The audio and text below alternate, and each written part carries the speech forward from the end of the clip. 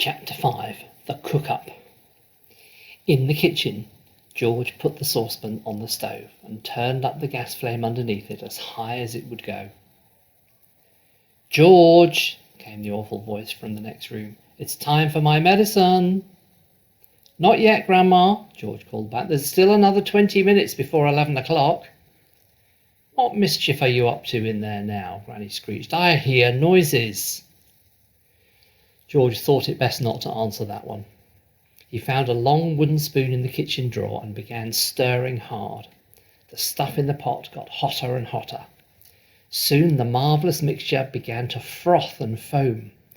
A rich blue smoke, the colour of peacocks, rose from the surface of the liquid, and a fiery, fearsome smell filled the kitchen. It made George choke and splutter.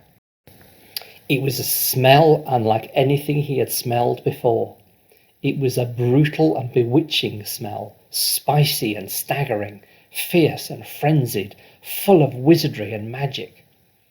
Whenever he got a whiff of it up his nose, firecrackers went off in his skull and electric prickles ran along the back of his legs. It was wonderful to stand there stirring this amazing mixture and watch it smoking blue and bubbling and frothing and foaming as though it were alive. At one point he could have sworn he saw bright sparks flashing in the swirling foam. Suddenly George found himself dancing round the steaming pot, chanting strange words that came into his head out of nowhere.